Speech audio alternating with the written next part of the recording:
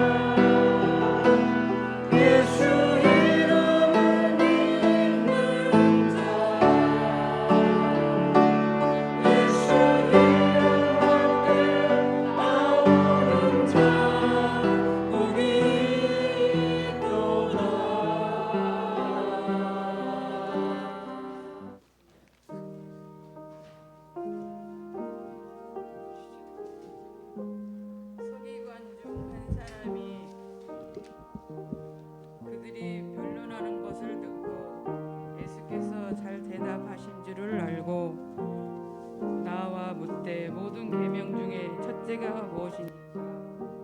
예수께서 대답하시되 첫째는 이것이니 이스라엘 들으라 주 곧 우리 하나님은 유일한 주시라. 내 마음을 다하고 목숨을 다하고 뜻을 다하고 주 너의 하나님을 사랑하신 것이요 둘째는 이것이니 내 이웃을 내 자신과 같이 사랑하라 하신 것이라. 이보다 더 큰 계명이 없느니라.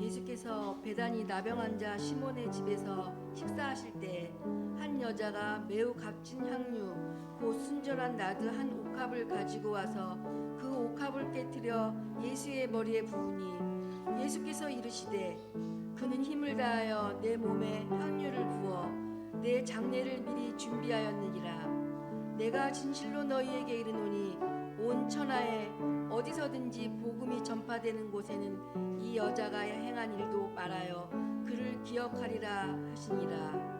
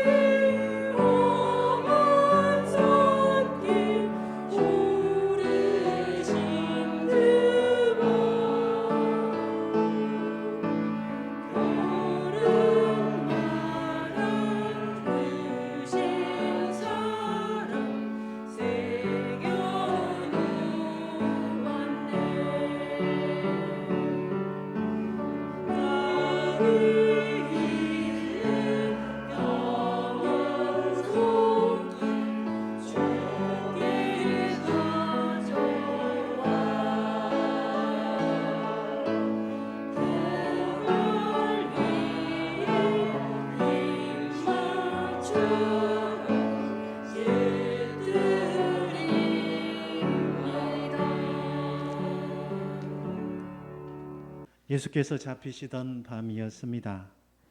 그들이 유월절을 먹을 때에 예수께서 떡을 가지사 축복하시고 떼어 제자들에게 주시며 이르시되 받으라 이것은 내 몸이니라 하시고 또 잔을 가지사 감사기도 하시고 그들에게 주시며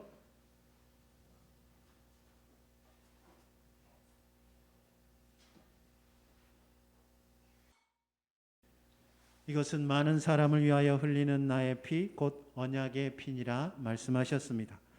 이제 우리 주님께서 우리에게 주신 이 은혜의 만찬을 기억하며 성만찬을 거행합니다. 주님, 주께서 살아나신 이 거룩한 부활 주일에 주께서 우리에게 주신 만찬을 기억하며 주님의 몸과 주님의 피를 먹고 마셨습니다.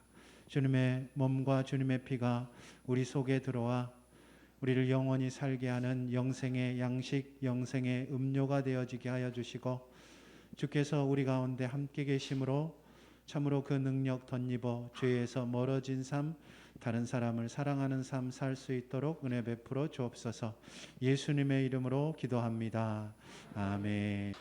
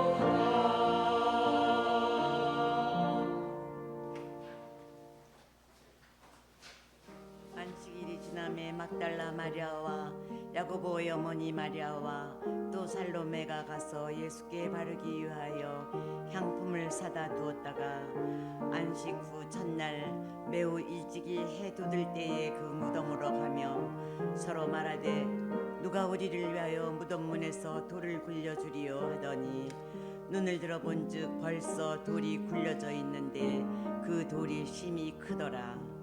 무덤에 들어가서 흰 옷을 입은 한 청년이 우편에 앉은 것을 보고 놀라매 청년이 이르되 놀라지 말라. 너희가 십자가에 못 박히신 나사렛 예수를 찾는구나. 그가 살아나셨고 여기 계시지 아니하니라. 보라 그를 두었던 곳이니라.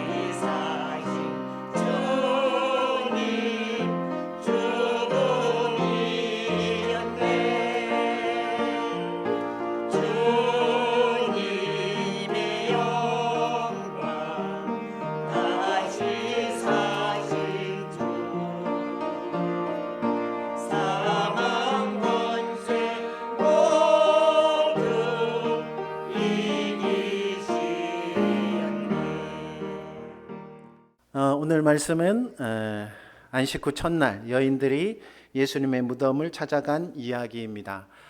이 여인들은 갈릴리에서부터 예수님을 따르며 섬기던 여인들이었는데요. 비록 예수님이 죽으셨지만 최대한의 예를 갖추어서 예수님을 보내드리기 위해서 향품을 갖추어서 무덤을 찾아간 길이었습니다. 그런데 그녀들은 예수님의 시체는 찾지 못하고 비어있는 무덤만 발견하게 되어집니다. 그리고 예수님께서 살아나셨고 여기 계시지 않는다라는 한 청년, 아마도 천사일 텐데요, 천사의 말을 듣게 됩니다. 그렇게 마가복음이 끝이 나게 되어지는데요, 복음서의 이야기가 무덤이 비어 있었다, 예수님의 무덤은 비어 있었다라는 이야기로 끝이 난다라고 할 수 있겠습니다. 왜 마가복음은 예수님의 무덤이 비어 있었다라는 이야기로 끝을 내었을까? 예수님의 빈 무덤을 통하여 우리에게 하고 싶었던 이야기가 무엇일까? 우리가 함께 생각해 보려고 합니다. 먼저 예수님의 무덤이 비어 있었다라는 말은 무엇보다도 예수님께서 살아나셨다라는 그런 말씀입니다.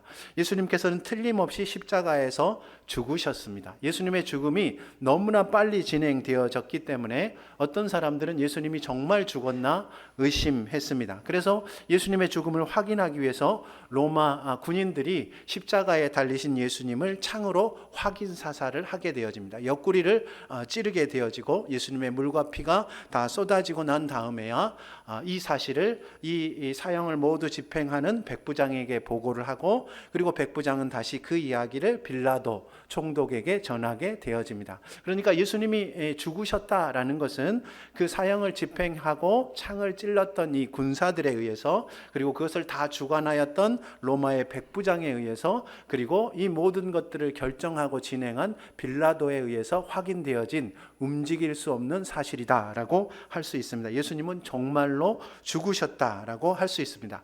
그럼에도 불구하고 예수님을 놓아두었던 무덤이 비었다라는 것은 예수님이 살아나셨다라는 말 외에는 설명할 방법이 없는 것입니다. 물론 어떤 사람들은 예수님이 죽으셨다라는 것을 도저히 예수님이 살아나셨다라는 것을 도저히 받아들일 수 없었습니다. 누가 그랬겠습니까? 예수님을 십자가에 못 박으라고 소리 지른 유대인들의 입장에서는 자신들이 하나님의 아들을 죽였다라는 것을 도저히 받아들일 수 없었습니다. 그래서 거짓 뉴스를 퍼뜨리는데, 그게 뭐냐면 예수님의 제자들이 예수님의 시체를 몰래 훔쳐가 가지고 그 무덤이 비어 있는 것이었다라고 이 사람들이 거짓 뉴스를 퍼뜨리게 되어졌다는 것입니다. 그런데 우리 모두가 잘 알듯이요, 이 제자들은 한 사람도 빠짐없이 유대 권력자들 그리고 로마 제국이 무서워서 예수님을 부인하고 저주하고 달아났던 사람들입니다. 그런 사람들이 사울도 못 되어서 죽음이 무서워서 예수님을 모른다고 부인하고 저주까지 했던 사람들이 예수님의 시신을 훔쳐다가 감춰놓고 예수님이 살아나셨다라고 말할 리가 있겠습니까? 없겠습니까? 뭐하러 그러겠습니까? 참으로 이상한 일이 아니겠습니까? 게다가 유대인들은요, 제자들이 시체를 숨겨두고 예수님이 살아나셨다라고 거짓말한다라고 이야기를 했지만, 오늘 말씀을 보면 제자들은 무덤이 비어있고 그 무덤 속의 천사가 예수님이 살아나셨다라고 말하였는데도 불구하고 오히려 예수님이 살아나셨다라는 것을 믿지 못하는 사람들입니다. 그 사람들은요, 예수님이 살아나셨다고 거짓말하기는커녕 천사들이 예수님이 살아나셨다고 하는 말조차 믿지 않는 사람들이에요. 그러니까 이 사람들이 예수님의 시체를 가져갈 리가 없다라고 할 수 있겠습니다. 또한 로마를 무서워하여서 예수님을 부인하고 달아난 제자들은 얼마 되지 않아서 자기들의 목숨을 걸고 예수님이 살아나셨음을 증언하기 시작했습니다. 단지 그들은 목숨만 걸었을 뿐만 아니라 실제로 예수님이 살아나셨다라는 이야기를 하고 한 사람도 빼놓지 않고 모두 다 죽었습니다. 목숨을 걸고 예수님이 살아나셨다라고 증언했다라는 거죠. 이 모든 일들은 예수님이 실제로 살아나시지 않고는 설명할 수 없는 불가능한 일이라고 할 수 있겠습니다. 또 예수님이 살아나셨다는 증거가 있는데요, 예수님을 십자가에 죽이라고 소리질러서 예수님을 죽게 한 사람들이 예루살렘에 모인 유대인들입니다. 그런데 이 유대인들은 얼마 못 가서 예수님을 구세주로 믿게 되어집니다. 여러분, 사도행전의 기록을 보면 사도 베드로가 설교할 때마다 3,000명, 5,000명이 회개하고 예수님을 믿습니다. 베드로가 놀라운 능력의 설교자였기 때문에 그렇죠? 그렇지 않습니다. 그렇지 않습니다. 베드로가 그렇게 이야기했을 때 사람들이 회개하고 돌이킨 이유는 딱 하나입니다. 그들이 자신들이 예수님을 죽였는데 예수님이 살아나셔서 멀쩡하게 제자들 가운데 나타난 것을 그들이 본 겁니다. 자기들이 눈으로 봤으니까 예수님을 안 믿을 수가 없었어요. 베드로의 설교가 능력이 있어서 그 사람들이 예수를 믿은 것이 아니고 예수님께서 살아나셨다는 것을 자신들이 본 거예요. 내가 죽였는데, 틀림없이 십자가에 죽으신 것을 보았는데 그분이 살아나셔서 다니시는 것을 그들이 보았기 때문에 그들이 예수를 믿게 될 수밖에 없었다라고 이야기합니다. 그뿐만 아니라 여러분 잘 아시지 않습니까? 예수님을 실제적으로 죽인 것은 로마 제국입니다. 그리고 빌라도이고, 그리고 백부장이고, 로마 군사입니다. 여러분, 그런데 이 사람들이 로마 제국 자체가 얼마 못 가서 그들이 죽인 예수 그리스도가 자신들의 주라고 고백합니다.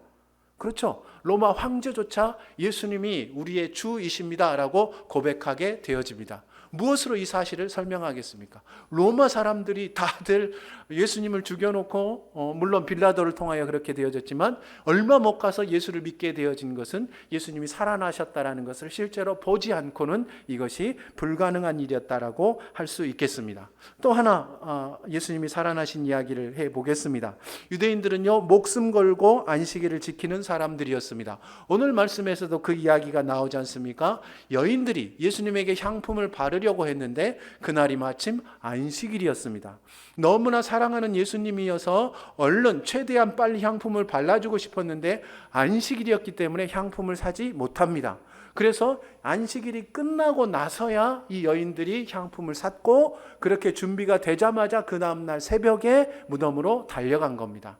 너무나 사랑한 사람이 죽었는데 그 장례조차 무엇 때문에 멈췄어요? 안식일 때문에 멈추는 사람들이 유대인들입니다.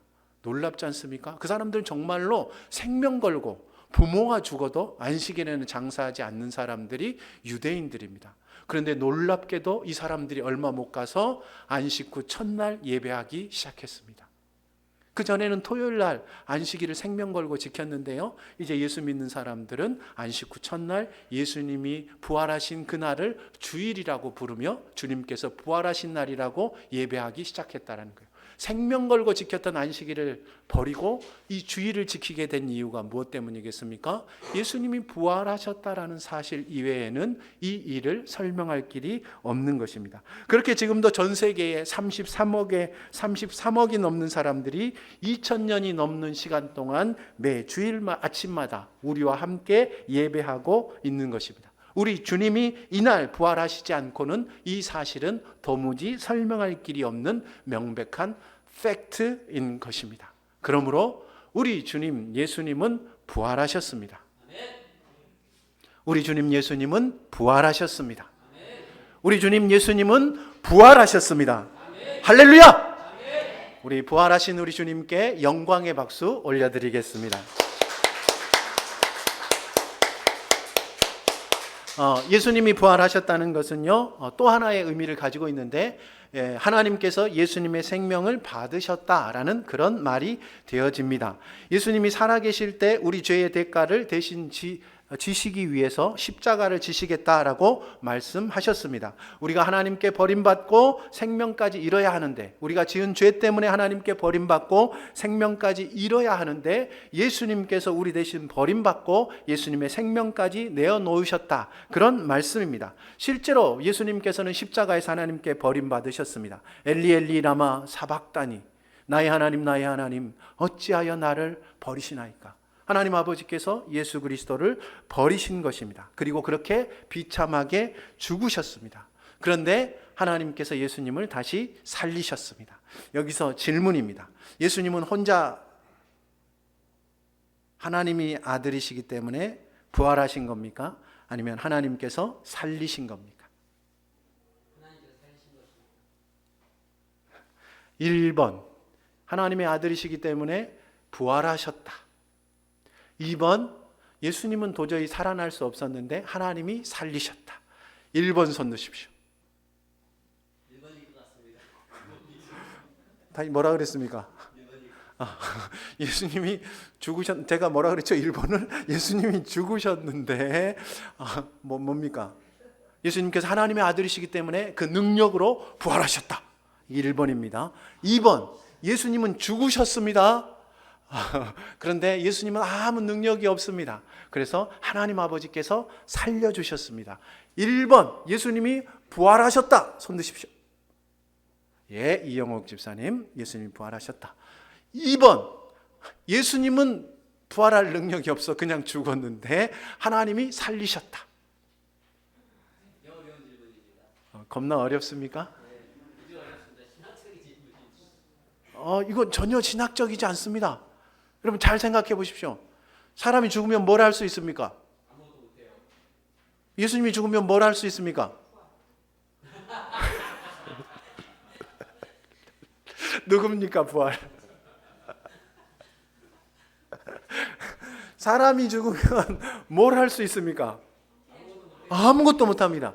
예수님이 죽으면 뭘 할 수 있습니까? 여기는 부활하셨다는 파입니다. 예수님이 이제 시간을 재신 거죠. 딱 십자가에 죽으시고 하루 이틀이 갔군. 3일이 돼서 날 밝았네. 아이고 참기 힘들었다. 부활. 이렇지 않습니다. 예수님도 사람이시지 않습니까? 사람이 죽으면 예수님도 아무것도 하실 수 없습니다. 그런데 누가 예수님을 살리셨습니까? 하나님 아버지께서 예수 그리스도를 살리셨습니다. 이게 무슨 얘기냐면 정말로 중요한 겁니다.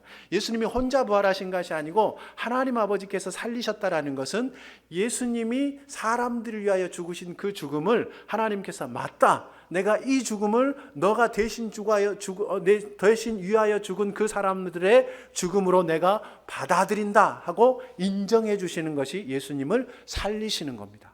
그러니까 예수님의 부활은 그냥 예수님 혼자 살아나신 것이 아니에요. 하나님께서 예수님의 죽음을 우리의 죽음으로 받아들이고 예수님께서 버림받은 것을 우리가 버림받은 것으로 받아들여 주겠다. 그렇게 인정해 주고 확인해 주는 것이 바로 예수님의 부활인 것입니다. 그러므로 예수님이 부활하셨기 때문에 우리는 다시는 하나님께서 우리를 버리시지도 우리를 떠나시지도 않으시는 줄 믿으시기 바랍니다. 아멘. 하나님은 절대로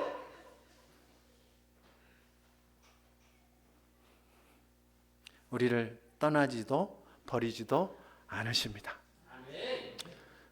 이게 안 믿어지시는 분들은 오늘 밖에 나가셔서 죄를 한번 지어 보십시오.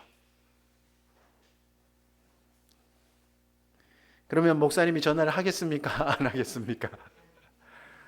전화를 하지요. 집사님 얼른 교회 나오세요. 그죠? 오셔서 회개하시고 예수 믿고 천국 가요. 이렇게 얘기하겠죠. 사람인 저도 포기하지 않는데 하나님은 여러분을 포기하시겠습니까? 포기하지 않으시겠습니까? 포기하지 않습니다.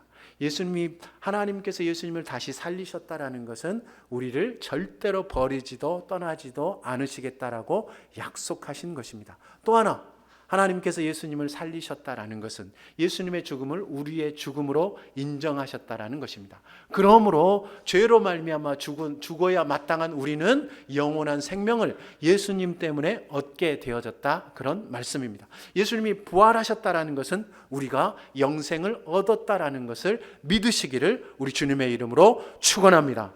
여러분, 정말로 여러분에게는 예수 그리스도를 믿는 여러분의 마음속에는, 여러분의 영혼 가운데는 영생이 있는 줄 절대로 잊지 마시기를 우리 주님의 이름으로 축원합니다. 아멘. 예수님께서 우리를 위하여 죽으신 것이 그런 의미를 가지고 있습니다. 마지막으로 예수님께서 다시 살아나셨다라는 것은 우리도 다시 살아난다라는 것을 의미합니다. 성경은 예수님께서 잠자는 자들의 첫 열매가 되어졌다라고 이야기합니다. 첫 열매라는 것은 그 다음으로 열매가 있다는 겁니까? 없다는 겁니까? 감나무를 심었는데 감나무에 나무 하나, 열매 감 하나 딱 따먹으면 그 다음부터는 이 감이 열립니까? 안 열립니까? 그 뒤로 수없이 많은 열매가 열리는 겁니다. 그 나무에 첫 열매가 열렸다라는 것은 앞으로 수도 없이 많은 열매가 맺힐 것이다라는 그런 뜻이 되어집니다. 예수님께서 잠자는 자들의 첫 열매가 되어졌다라는 것은 예수 그리스도를 믿는 사람들이 예수님처럼 똑같이 다시 살아나게 되어질 것이다라고 이야기하는 것입니다. 우리는요, 반드시 살아나게 되어질 것입니다. 지금 이 땅에서의 길어야 100년의 삶이 전부가 아니라는 말씀입니다. 우리의 진정한 삶은 언제 시작되어지겠습니까? 이 땅에서 삶이 끝나는 그 순간 우리의 진정한 삶이 시작되는 것을 믿으시기를 바랍니다. 여러분, 지금 이 땅의 삶이 버거우시죠? 힘드시죠? 누가 들으면 우리 윤주민 집사님이 세상의 모든 불행을 혼자 다 껴안고 사시는 것 같습니다. 여러분, 참 마음도 괴롭고 힘겹고 얼른 벗어 던지고 싶은 것이 이 땅의 삶이신 분들이 많을 것입니다. 그렇지만 여러분, 걱정하지 마십시오. 지금 이 땅의 삶이 끝나는 순간 진짜 삶이 시작되어집니다. 그러므로 지금 남아있는 이 땅에서의 삶을 영원히 시작되어지는 영원한 삶을 준비하는 그런 지혜로운 삶 사시기를 우리 주님의 이름으로 축원합니다. 기도하겠습니다.